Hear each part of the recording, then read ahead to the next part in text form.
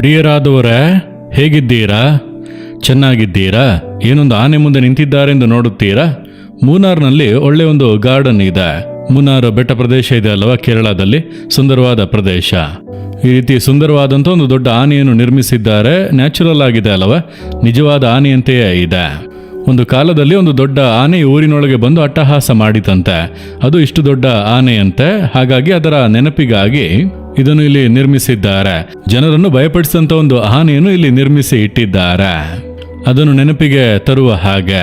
ಸರಿ, ದೇವರು ನನಗೆ ಯಾವ ವಾಕ್ಯವನ್ನು ಇಟ್ಟಿದ್ದಾರೆಂಬುದಾಗಿ ಕೇಳುತ್ತೀರಾ? ಯೆಹೆಜ್ಕೇಲನು 36ನೇ ಅಧ್ಯಾಯ 25ನೇ ವಾಕ್ಯದಲ್ಲಿ, ನಾನು ನಿಮ್ಮ ಮೇಲೆ ನಿರ್ಮಲೋದಕವನ್ನು ಪ್ರೋಕ್ಷಿಸಲು ನೀವು ನಿರ್ಮಲರಾಗುವಿರಿ. ನಾವು ನಿರ್ಮಲರಾಗಬೇಕಾಗಿರುವುದು ಅವಶ್ಯ. ನಾವು ಶುದ್ಧವಾಗಬೇಕು. ನೋಡಿರಿ, ಮನೆಯನ್ನು ಗುಡಿಸಿ ಶುದ್ಧ ಮಾಡುತ್ತೇವೆ. ನಿಮ್ಮ ಆಫೀಸ್ ರೂಮನ್ನು ಚೆನ್ನಾಗಿ ಕ್ಲೀನ್ ಮಾಡಿ ಶುದ್ಧ ಮಾಡುತ್ತಾರೆ.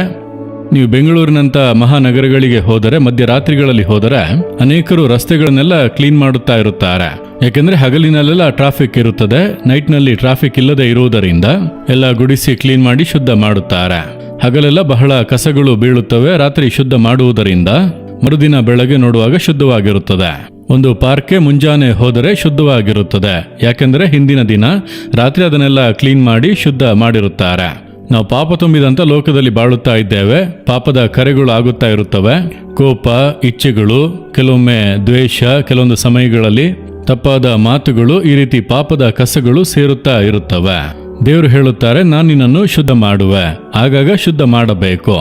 ಆದ್ದರಿಂದಲೇ ಮುಂಜಾನೆ ಎದ್ದು ಸತ್ಯವೇದವನ್ನು ಧ್ಯಾನಿಸಿ ನಾವು ಪ್ರಾರ್ಥಿಸುವಾಗ ಆ ವಾಕ್ಯಗಳ ಮೂಲಕ ನಾವು ಪರಿಶುದ್ಧ ಮಾಡಲ್ಪಡುತ್ತೇವೆ.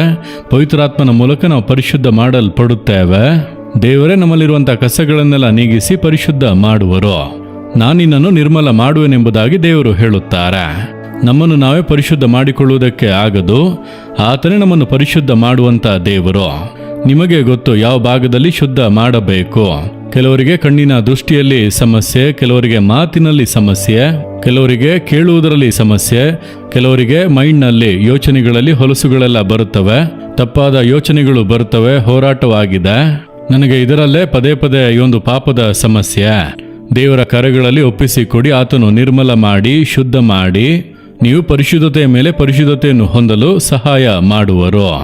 ದೇವರಿಗೆ ಹತ್ತಿರವಾಗುತ್ತಾ ಪಾಪದ ಕಾರ್ಯಗಳೆಲ್ಲ ಕಡಿಮೆ ಆಗಿ ಪೂರ್ಣ ಪರಿಶುದ್ಧತೆಯ ಕಡೆಗೆ ಮುನ್ನಡೆಯುವಿರಿ. ಕೇಳುವಿರಾ? ಹೃದಯದಲ್ಲಿ ಕೈ ಇಟ್ಟುಕೊಂಡು, ದೇವರೇ ನನ್ನನ್ನು ಶುದ್ಧ ಮಾಡಿ, ಯೇಸುವೆ ನನ್ನನ್ನು ಶುದ್ಧ ಮಾಡಿರಿ. ನಿಮ್ಮ ರಕ್ತದಿಂದ, ನಿಮ್ಮ ಆತ್ಮನಿಂದ ಪರಿಶುದ್ಧ ಪಡಿಸಿರಿ. ನಿಮ್ಮ ವಾಕ್ಯದ ಮೂಲಕ ಶುದ್ಧ ಮಾಡಿರಿ, ನಾನು ಶುದ್ಧನಾಗುವೆನೋ. ಈ ಮಗನು ಈ ಮಗಳು ಸಿನ್ಸಿಯರ್ ಆಗಿ ಕೇಳುತ್ತಾ ಇದ್ದಾರೆ. ಈಗಲೇ ಪರಿಶುದ್ಧಪಡಿಸಿ ಆ ಒಂದು ಸಂತೋಷದಿಂದ ತುಂಬಿಸಿರಿ. ಯೇಸುವಿನ ನಾಮದಲ್ಲಿ ಆಮೇನ್, ಆಮೇನ್.